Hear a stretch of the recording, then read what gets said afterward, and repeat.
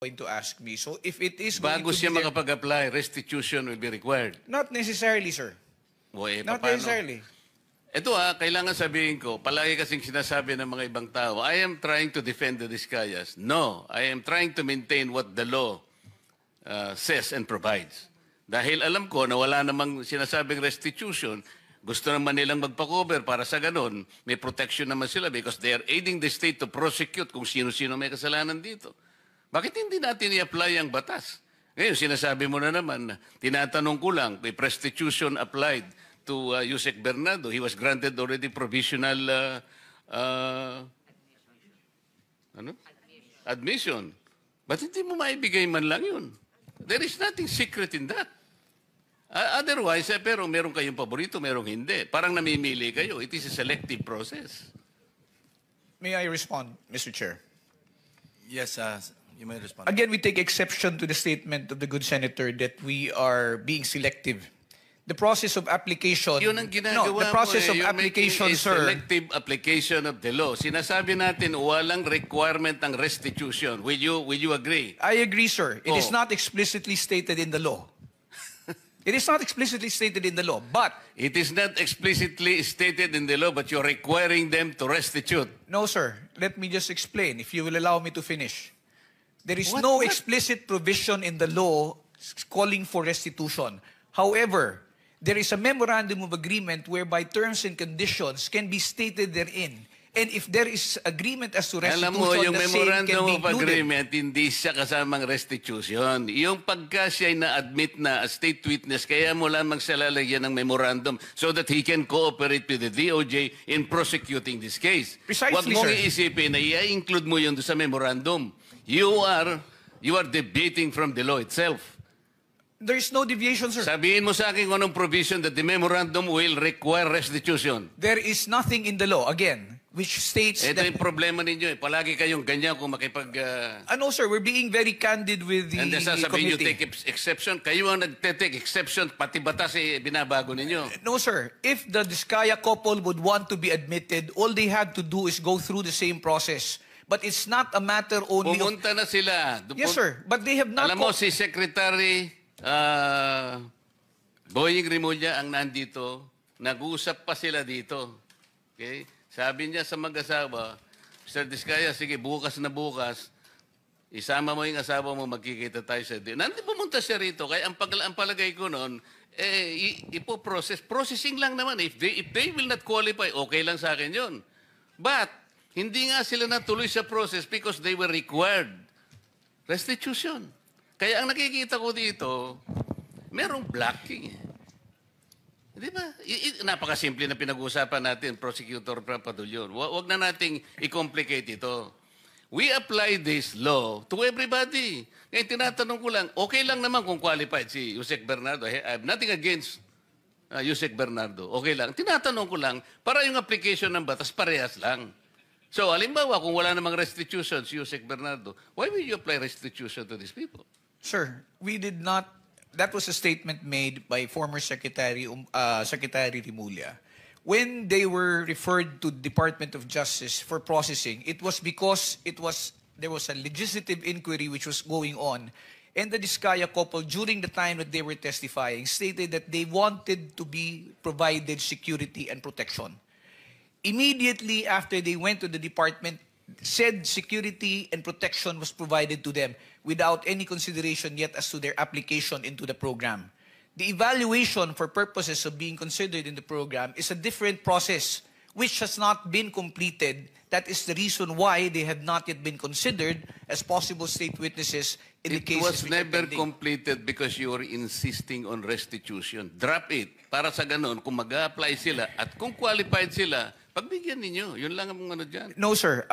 Again, let me disabuse the mind of the good senator. There is no requirement that for purposes of processing, they will have to go through or they will have to make restitution. Yun nga Because it will sinabi ni still go Boying through Rimulya. evaluation. Sinasabi ko sa iyo, yun ang sinabi niya sa press conference niya.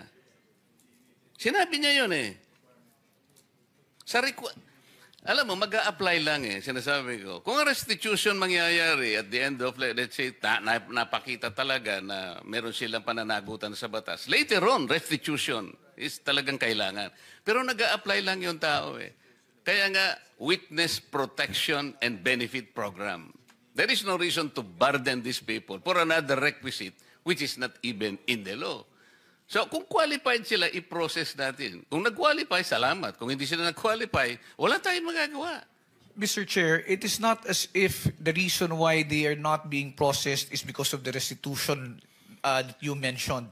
The fact is... Prosek, ang sinasabi ko, hindi, yun ang naging unang dahilan kasi, kaya siguro nabanggel ito. Maraming procedures dyan. Kaya lang, ang sinasabi ko, ang pinipilit kong ipaintindi sa'yo, ay yun doon pa lang doon pa lang na-stop na sapagkat pinilit ni Secretary Boying, mag-restitute ka muna. Sabi ko, nawala na.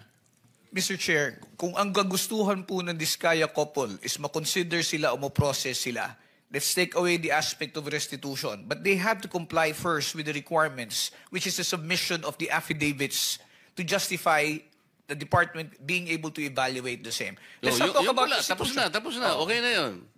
So wala nang restitution, Mr. Diskaya, Ms. Diskaya, kung talagang gusto nyo at kung gusto nyo mag-apply talaga, ayun, wala nang restitution, pero kailangan mag-qualify kayo. Kung hindi kayo qualified, wala tayong magagawa. Mr. Chair, may I interject? The Vice Chairman is recognized. I just want to be clarified, PG Fadulyon.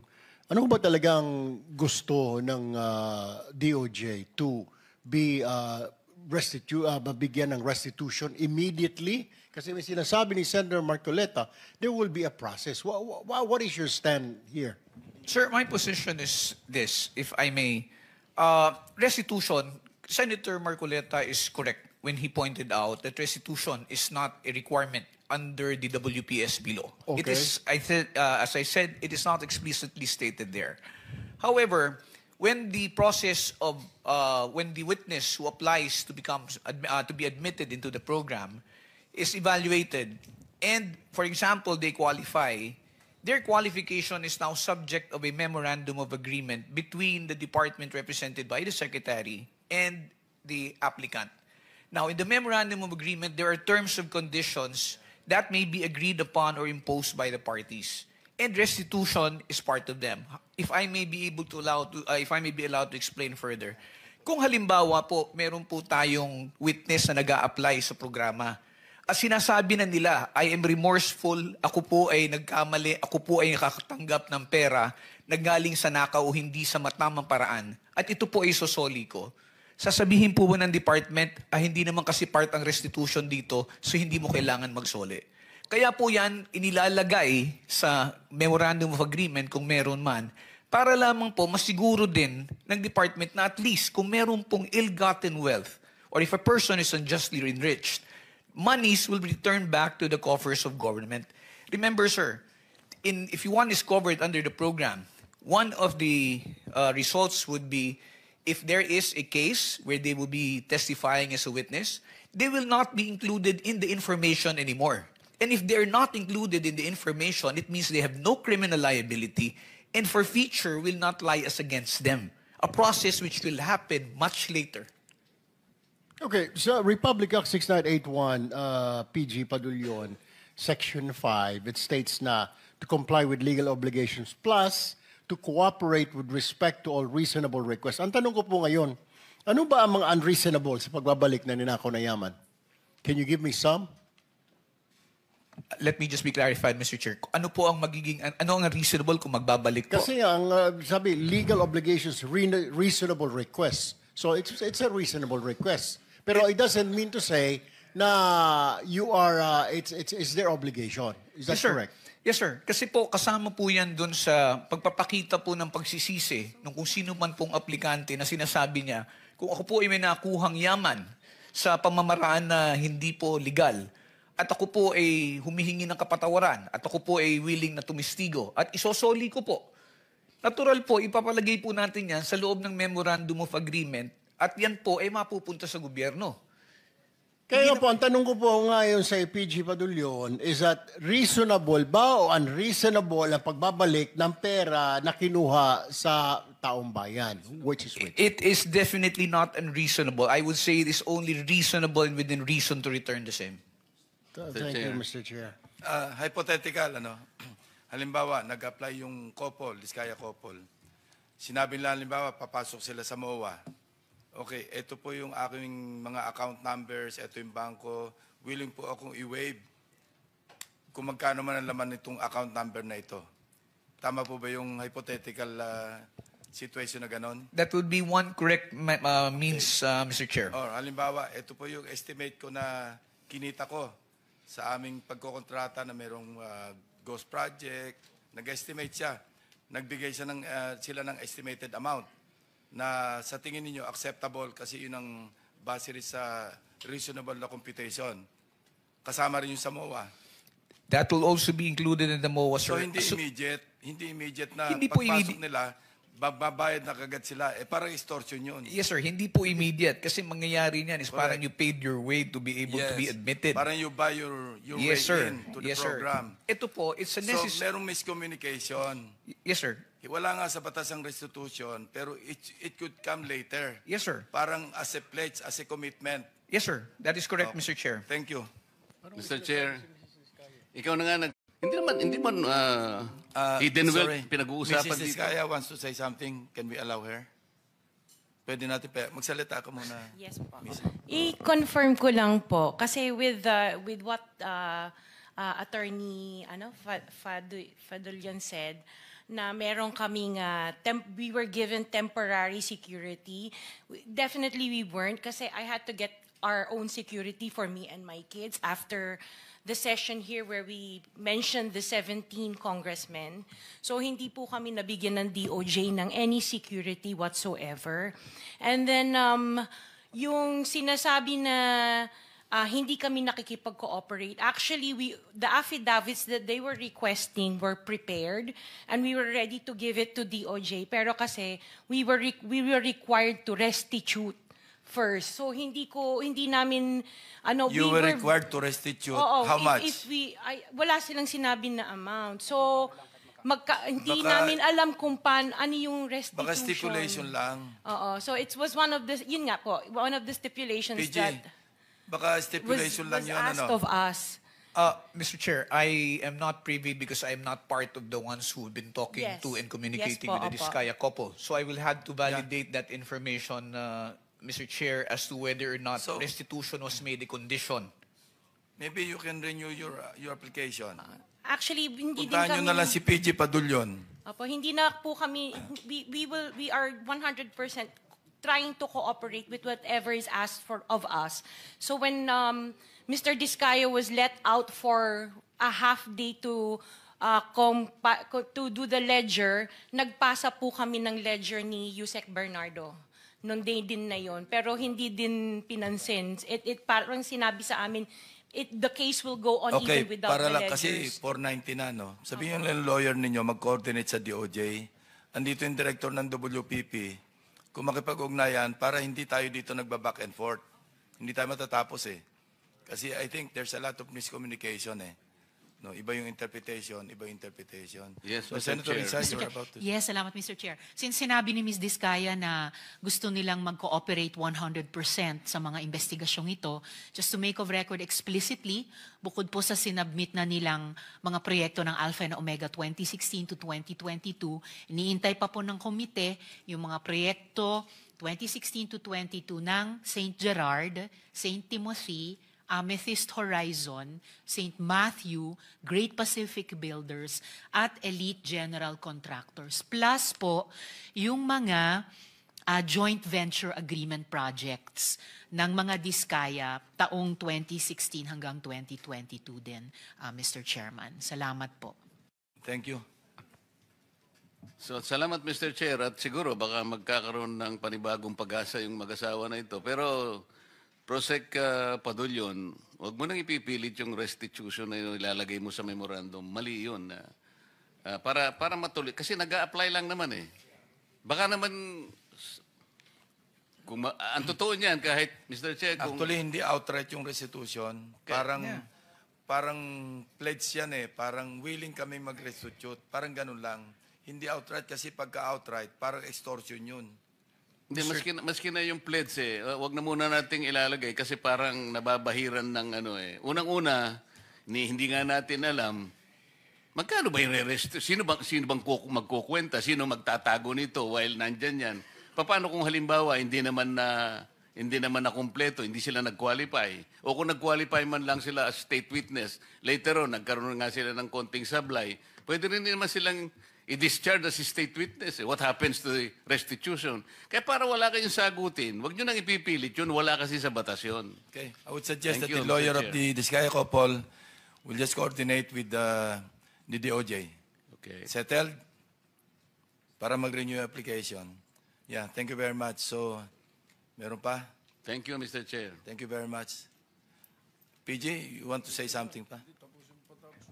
Sir, ulitin ko lang po, yung pagpasok ko kasi sa pag-apply sa program is voluntary. That's why we cannot coerce or force anybody who wants to be admitted.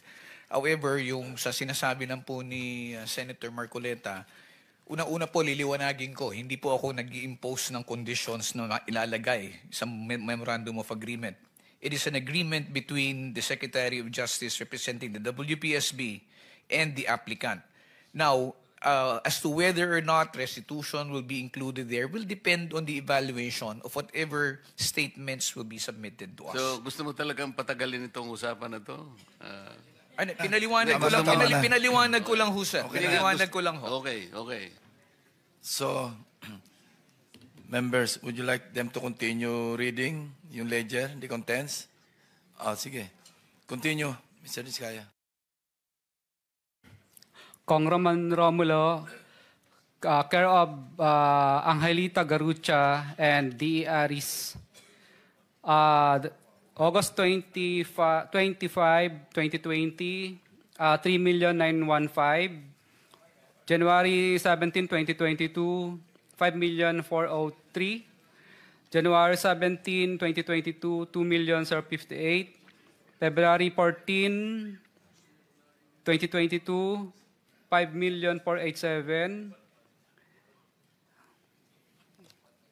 Wait.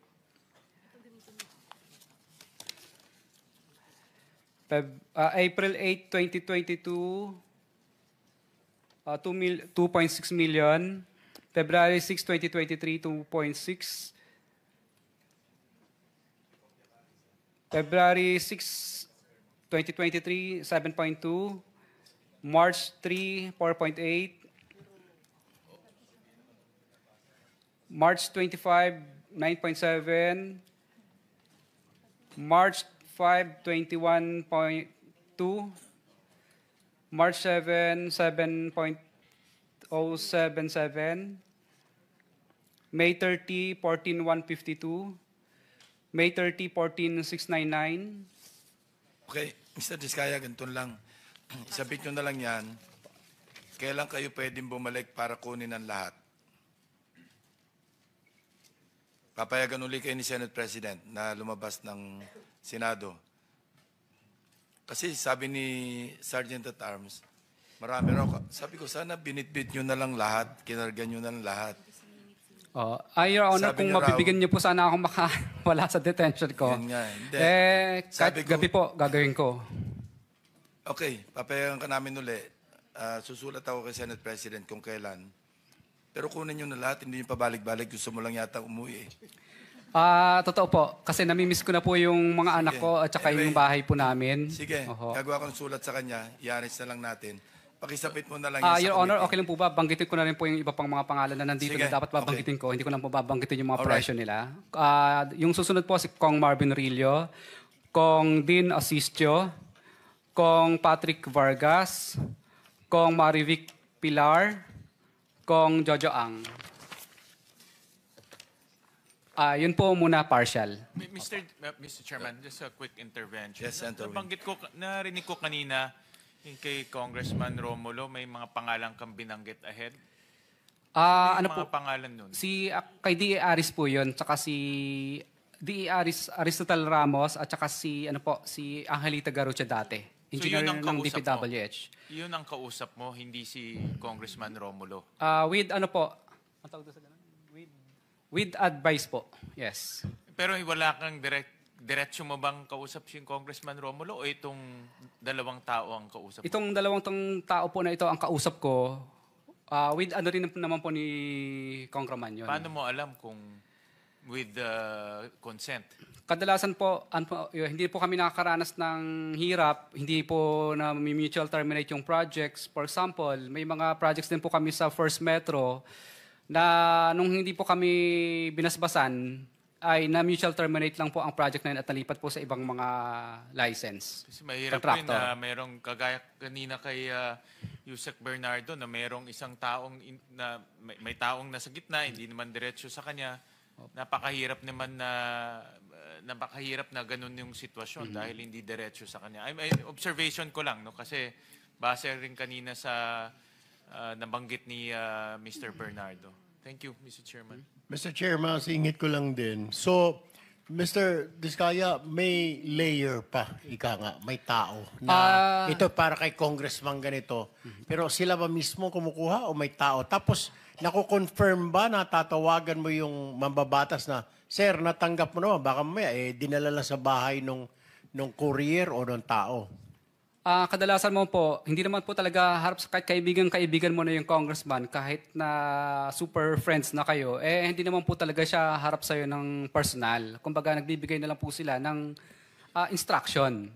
Kadalasan naman po talaga, ang inuutusan talaga nila, kung hindi yung chief of staff, DE, or kung sino pang pinagkakatiwalaan nila. So, yun po ang layers. Pero yung natanggap nila, yung pera, tiwala ka na doon sa tao nila na di ba pwede makausap si Kong o may pinapirma ka ba? Ito, papirmahan mo na na-receive, etc. Bawal po yun kasi paper trail po yun. So, ibig sabihin po, wala talaga. At talagang walang... So, tiwala na lang. Yes po, mararamdaman mo lang naman po yun na talagang hindi ka binasbasan kapag pinahihirapan ka na. May pahirapan kang makakolekta, pahirapan ka sa lahat, o ano po mga klase ng bagay. Pag yan na po ang naramdaman mo, ibig sabihin, yung pera hindi nakarating. Pati sa collection siguro. Yes po, collection opo. Sa collection mo po, mobilization mo pa lang, mahihirapan ka na. Sa next partial collection, kahit siguro tapos mo na yung project, hindi ka pa rin makakasingil kasi hindi mo pa binibigay yung obligasyon. So yun lang ang mga senyales na natanggap nung sponsor mo o nung proponent na yung binigay mo na commission niya, natanggap niya, kaya mabilis pati hanggang sa collection. Yes po, Your Honor. At minsan po, pag nagkita po kami ng politiko na yon, minsan kadalasan po, nagkakaintindihan na po kami, hindi na kami nagtatanungan, Kong, natanggap mo na ba? Hindi na po yun. Kasi, ano na po, yung parang, alam niya na. Ibig sabihin, parang hindi siya umaangal. Di okay. So, sinyasan na lang. Opo. Maraming salamat. Thank you, Mr. Chair. Mr. Chairman, before you suspend, just one question to Yusek Bernardo. I am in possession of some documents. Is it true that the DPWH owes the mother-in-law of Senator Grace po sa right-of-way? May I, Mr. President, ano po Yung DPWH, may mga utang sa mother-in-law ni Grace po tungkol doon sa mga right-of-way. Malaki yung halaga. Ito yung listahan nyo. Parang may naaalala po ako during that time that they were following up some right-of-way claims. Sige. Mr. So meron Chair, talaga. but sorry po, Mr. Chair, I'm not... Hindi nga ikaw, pero yung DPWH. Meron po. I remember po na merong mga parang Quezon City po yata yun if I'm not mistaken. Correct. Okay, thank you. I just wanted to clear that. Mr. Chair. Senator Risa. Salamat, Chair. Isang huling tanong din bago tayo mag-suspend para sa DPWH Region 7. Sino po ba ang nandirito? Sir Villa, tama po. Kayo pong Regional Director, ano po? So, sir, tulad ng pagtanong ko kanina sa DNR, Cebu's flood control failed just when Cebu needed it the most. Kaya yung nananatili pong tanong na itutuloy kong itanong sa inyo sa susunod na hearing, why was the JICA DPWH Flood Control Master Plan buried or drowned back in 2017? Sinong tumanggi? Bakit tinalikuran yung planong iyon? And if you could answer or reflect on this together with itong huling tanong ko bago i-suspend ni Chair, tama po ba na yung QM Builders at Kirante Construction Corporation ang gumawa ng 1.9 billion peso flood control project, partikular sa Mananga River, dun po sa Talisay City, Cebu? Madam Chair, good afternoon, Mr. President. As to our information, the cause of the flooding is not merely about the issue on the flood control, but as what it was answered already by the DNR. So, as to the question of if that specific amount of projects being considered for the two contractors, I still have not the exact project that was damaged or that was implemented in that area. So, may I be allowed, ma'am, to check on the records as to what specific projects are you referring within the Mananga? Is it the damage or the constructed one? So that's why we want to set the clarification first, ma'am. Sige po, sa susunod na hearing na lang. Pero nagugulat ako dun sa sinabi niyong di niyo pa alam. Kasi dun pa lang sa isang Rappler article, andun na po yung top 5 flood control contractors at itong dalawang itinanong ko sa inyo ay nasa top of the list. Madam Chair, we did have the still in investigation inventory of the damaged flood control within the Mananga. That's why I'm really sorry to mention that I still don't have the exact amount and the exact numbers. But recently, we are going to have our own investigation on the exact number of projects that was damaged and come up also with the amount of the damages, including the name of the contractors who implemented the project. Maraming salamat, sir, para sa susunod na hearing. And lastly, alam niyo po ba kung bakit sayang yung 8-year-old na flood control master plan para sa Cebu na pwede sarang Pananga recently ay binaon sa limot? Actually, Madam Chair, I do have the 2017 part of the completed master plan that was passed through us by UPMO. So we did have the Metro Cebu Integrated Flood Control and Drainage Master Plan. A study before have recorded that based on these reports, the consideration proposal for the immediate projects to be considered as the major proposal was the revetment and the drainage mains. So the secondary proposal is the construction of dams and retentions basins. That's why we did see this master plan to check if how many projects that were included already in the master plan. And sad to say, because of this heavy downpour and unprecedented rainfall intensity, it correlates more on the upland causes of these flash floods. So if we tend to relate that if these projects were implemented during the time that it was completed, maybe it would resolve the issue. So yun nga po, ang binabanggit lang po rito, ang unang naging parang priority po based dito po sa master plan, based sa record, is meron pong amount of revetments and drainage mains. Since then, meron po secondary proposal which is the creation of the dams. So, as time passes po, parang lumalabas po na hindi ho masyadong nabigyan ng consideration yung pag-create siguro po ng isang o dalawang dams doon na suggested because malaking factor din po yung mga nako-consider po regarding po doon sa needed feasibility studies and everything. So, kaya po, siguro po, based on the initiative that the new secretary is doing, that he mentioned that we can immediately consider these measures as part of the solutions that those important components in resolving the possible recurrence of flash floods should be addressed. I'm sorry, Sir Villa. I mean, salamat sa mga pagsagot niyo. Pero hindi po pwedeng magturuan lang ang DPWH at DENR dito. Kasi po, kung tulad ng sinasabi ko kanina sa DENR, kung ginawa po ng DENR yung mandato niya upland, at kung ginawa po ng DPWH yung mandato ninyo sa lowland, kahit nakalahati nyo man lang yung kamatayan at damage dun sa mga kababayan natin sa Cebu. So lastly, so sinong tumanggi dun, at least dun sa flood control master plan ng JICA DPWH? Ba't po ito tinalikuran? Ma'am, sorry, Madam Chair. I guess no one refused to consider or refused to not do this master plan. But however po, with the support that given to this major projects or consideration for these dams, we're not part of the priority at then time. So, yun po ang parang pakiramdam lang po namin dito.